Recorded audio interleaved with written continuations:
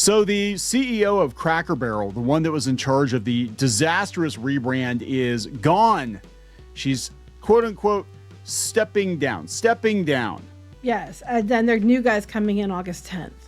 I don't believe for a minute she's stepping down. I think she got fired. But what they do, these corporations, to make it look like an amicable separation, is they're like, yes, this person's moving on to other opportunities. In her case, other restaurants to completely screw up. I don't know. She doesn't have a good track record, if I recall. I can't remember, but I remember she used to work at Taco Bell when they were having the price hikes and stuff. Yeah. And now Taco Bell's actually reasonable again. If you've been to Taco Bell lately, they actually have some cheap eats again. It's going back to what it was. And there for a while, we had like $10, $12 rice bowls. And it was like, what are you doing? Yeah, like, I think a lot of the doing, fast Taco food Bell? did that. And they're starting to walk it back because people can't afford it. And they're not getting sales. So let's talk about this surprising but not surprising turn of events. And this is coming, just to be clear, this is coming a couple weeks after they had this puff piece in CNN. We talked about this. We said this feels like damage control, like Cracker Barrel saved itself, and it's all because of their fantastic CEO that they saved themselves. I'm like, what? The company saved itself from its CEO? I mean, yeah. What the hell is going on here? So we'll talk about it. Before we get into it any further, please subscribe for more pop culture news, views, and rants. Guys, you get woohoo if you do. Woohoo. If you'd like more Clownfish TV, and who wouldn't, go out to more.clownfishtv.com. That's more.clownfishtv.com for more Clownfish TV podcasts and episodes you'll not find anywhere else. And also, if you'd like to listen to us, you can go out to iTunes, iHeartRadio, Spotify, Amazon Music, wherever you listen to audio podcasts. We are there as well. So thank you very much for that. Let's talk about this. Let's see, CBS News has it. The alt-right Nazi news organization, CBS News. Cracker Barrel CEO Julie Masino, who oversaw the controversial logo redesign, is quote unquote stepping down. She's not stepping down. Sure. Quote, yeah. Stepping quote unquote, down. sure. Yeah. Yeah. She's stepping down. Anyway. Yeah, she's going to get milk, and she's never coming back. Cracker Barrel on Monday said Julie Masino, the chief executive behind the restaurant chain's much criticized 2025 logo redesign, is stepping down. She will be replaced by David Deno, who most recently served as the CEO of Bloomin' Brands, the owner of Outback Steakhouse, and other restaurant chains. Well, that's a little bit of a step up, I guess. Cracker Barrel said Deno will step into the role on August 10th, while Masino will remain as an advisor until October 9th to support the transition. Advisor. She's going to advise him not to do that. Don't change the logo. Don't get rid of Uncle Herschel. These crackers love their Cracker Barrel. Don't change anything about it, Dave. Masino drew media attention last August when Cracker Barrel unveiled a new logo that sparked public outcry and caused the restaurant chain's value to drop by almost $100 million. Yeah, it was not a good idea. Some customers had opposed the rebranding issue because it removed the image of restaurant founder Dan Evans' Uncle Herschel sitting in a wicker chair leaning against a barrel. Due to the backlash, Cracker Barrel conceded the rebranding was a misstep and said it would keep its original logo. They walked it back in like 2 weeks. It wasn't even that. I think it was a week. And beyond that, that wasn't just the logo. They were going to change a bunch of stuff. And, now while we want the food to be better, because people were complaining about like really old biscuits and things like that, fixing the food is one thing, but then it along with the whole, we want to make sure we open our doors to a bunch of new people. And they're like, what's that even mean? Well, you know what that means. I know what it means. But everybody was always welcome to Cracker Barrel. Like no one said, you can't enter this door because you look a certain way. That never happened. You're too diverse for Cracker Barrel. I know. In your minds. So the new guy says Cracker Barrel is a truly iconic American brand defined by its unique combination of warm country hospitality, timeless appeal, and deep connection with guests across generations. I'm honored to lead the Cracker Barrel team and look forward to unlocking the full potential of this remarkable brand. Well, bring the peg game people back. Their business went out of business because Cracker Barrel started making all the peg games in China. Well, I don't think they can come back now. It's been too long. Like, give them free Cracker Barrel for life or something. Like, I don't think they want it. I would, if I were them, I wouldn't want anything to do with Cracker Barrel. Cracker Barrel 2. Yeah, that's right. I 100% Like an agree. asshole barrel at that point. Asshole barrel. Yeah. Oh my God. So Fox Business has it. I'm just waiting for all the left wing outlets to be like, well, the bigots won. You know, they pushed this a progressive woman out of her space at Cracker Barrel. Anyway, they said, yeah, she's going to be gone. They said, this is what the board said, I guess. The chairman, Carl Berquist, said, following a robust and thoughtful search process. Well, that means they've been searching for a while. Yes. So that means that she was already getting her ass replaced even before that Yes. last interview she did. Yes. They would have been searching for somebody this whole time. So again, this tells me that this article at the beginning of July from CNN, how Cracker Barrel saved itself, it was all basically singing the praises of this woman and how, oh my God, guys, she's very attuned to the needs of the customer because, you know, she was able to course correct very quickly. After she spent $700 million or something? $700 million on a rebrand nobody wanted. And could have single-handedly destroyed the company if they had doubled down on this. It would have not gone well for them. And now they have to work really hard to bring people back.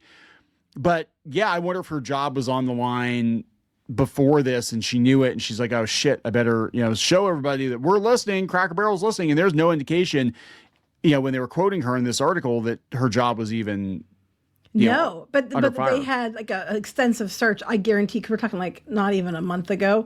So this was going on the entire time. So yes. That interview was put out. They were already searching for somebody else. And people have to realize too, like the way corporate America works, it's complicated because people are like, they need to just fire that person. Sometimes you can't. Sometimes the company will be penalized. Sometimes the board will get pissed because sometimes there are politics going on with the board. It's actually hard a lot of times to fire a CEO. It's not like, oh, this guy didn't show up for work 3 days in a row, he's fired. It's like, you got to go through a process. See, to me, like, I think people shouldn't just be immediately fired. But in this case, we're talking $700 million that were spent on this. You know, yes. At that point, I can kind of understand why they were just like, yeah, get rid of her. I really can't at that point. Oh, I'm sure they were like, as soon as this happened and all the headlines about Cracker Barrel were negative, that the board was like, get rid of her. Like, get rid of her. We got to find somebody else. But they're also probably like, we can't just push her ass out the door. We got to go through the process and the whole thing. It is hard to fire people. Even the most incompetent people in the world. I worked for a company one time. There was a guy who wasn't performing. I'm going to put it that way. It still took them several months in a buyout to get rid of him because he was senior management. Mm-hmm. So, you know, and they had to vote. The board had to vote on the whole thing. And then they had to other pay him to people who leave. work their butts off get kicked to the curb like nothing. But the management people, you have to fight to get rid of them. Yeah, these people make horrible decisions that cost their grunt workers, and that's, I know it's a derogatory term, but that's how they view a lot of people when you're in the C-suite. But their day-to-day workers, their everyday staff, they cost them their jobs. They put undue stress on them, but then these people, like, you cannot get rid of them. They're like ticks. Yeah. And that's why everybody's like, well, they need to fire this person because this was a huge, it's like, yeah, they're probably working on it, but it's going to take them a while. I think what probably happened was they told her to walk it back and mitigate the damage or else. And then as soon as that went into effect, they started looking for a replacement because they knew they weren't going to keep her. But they're going to part ways. That's what happened with Cynthia Williams at Wizards of the Coast, too, especially when it's a woman. I mean, I'm not trying to be that guy. When it's a woman, they will use flowery language to make it look as good as possible. To you know, if it's a guy, they'd be like, yeah, he wasn't performing, he got shit canned or whatever, or he parted ways, or he's going to go become a consultant or something. If it's a woman, they're going to be like, well, she chose to step down. She's moving on to, you know, other things. Sometimes they say they chose to step down if it was a guy, too. I know the guy that was behind the live action remakes all the time. Well, he was choosing to step down to go work on production stuff. And it's like, sure, he was. No, he got read between the lines. Basically, she was there for, what, like 2 years, whatever, completely effed the company up. And did an amazing amount of damage in a relatively short period of time. Now, the stock is rebounding a little bit, but Cracker Barrel was already in a not great place. And look, they got an old middle-aged white guy who looks like he likes Cracker Barrel to work at Cracker Barrel. Yeah, she just, I mean, I'm going to be honest too. And again, not to be that guy, but she did not look the part. She looked too metropolitan for Cracker Barrel. Like I would have expected somebody that was more, I guess, folksy for Cracker Barrel. Well, they've said that, like, you know, the main office is very super far. Like you would think they were based in Seattle. Let's put it that way. Yeah, she looked. I mean, look, again, I'm not trying to be that guy, but she looked more like she'd belong at Starbucks or something than Cracker Barrel. And I don't know what the hell they were thinking. I mean, maybe at the time the board was like, well, we need to get the Gen Zs and the whatever. And I'm like, oh my God, just, you know, you don't lose the audience you've cultivated to chase after a new audience that may or may not buy your product. Right. Every company. But they do it because they're dumb. They do it. Media does it. And they're all learning like, nope, a bird in the hand. You know, you got to make sure you keep your current customers happy while also expanding, you know, your offerings or whatever. You can do that, but you cannot alienate your current audience. And that's, you know, what they did. But yeah, they said he brings decades of experience across the restaurant and retail industries with a strong track record of leading businesses through growth and a demonstrated commitment to operational excellence, guest experience, and team member engagement. We are confident he's the right leader to continue building on the Cracker Barrel legacy, drive further positive momentum operationally and financially, and create sustainable value for our shareholders. That's what it's all about. Yeah, that's what it's about. Yeah. Yeah. Okay. So this is, they fired her. Berquist also thanked Messino for her leadership and commitment to Cracker Barrel, adding that the company appreciates her partnership to ensure a smooth leadership transition as we remain focused on the work underway to continue to serve our guests, support our employees, and execute our strategic priorities. They pushed her ass out, and they're glad that she's sticking around to help ease the transition. Yeah, because I'm sure that she probably gets some kind of better buyout if she stays longer to help. Yes. And that, like I said, this happens all the time. They have to buy people out a lot of times because they'll have a multi-year contract and they basically have to pay them to go away. And but we're talking less than a year after she completely destroyed the company. She's out the door. She didn't choose to walk away, guys. No. She did not choose to walk away. It said Messino's departure follows an attempt to rebrand Cracker Barrel that sparked controversy last summer. The company's changes, including the removal of the old timer. Everybody knows his name now. There's that because nobody knew what his name was. I mean, some people did. You did. You go to Cracker Barrel all the time, though, to buy stuff, not to eat. But yeah, I go to buy stuff. It's true. You should be in charge of Cracker Barrel. You would have told him this was a terrible idea. I would have told him it was a bad idea. Yes. Yeah, the company's earnings came in below expectations in December, with Messino acknowledging at the time that there were unique and ongoing headwinds that left the company with more work to do in regaining trust and confidence of its customer base. You caused the problem. You lit the kitchen on fire, and then what was it? The kids said you lit the kitchen on fire. You're the arson and the firefighter. Right, you lit the kitchen on fire, put it out, and then said that you saved everybody. Yep, but you started it.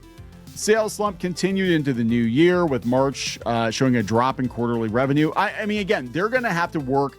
They are so far behind at this point because the Cracker Barrel thing, even though they tried to fix it, a lot of people were like, nope, that was a dumb decision to begin with. I'm never going back. Or they don't realize they were trying to fix it or whatever. All they heard was Cracker Barrel went woke. And, you know, and now I'm going to help them go broke and we're going to go someplace else. And that's it. So they got a lot of work to do, but that's interesting. I didn't think we'd be talking about Cracker Barrel again. I know, but here we are. There it is. All right, so we got to wrap it up. Yes. Please subscribe. We'll talk later. Bye. Now funding on Kickstarter, a brand new set of Halloween mask pins, vintage style pins designed by me, Kneon. Check it out at halloween.ninja. That's halloween.ninja.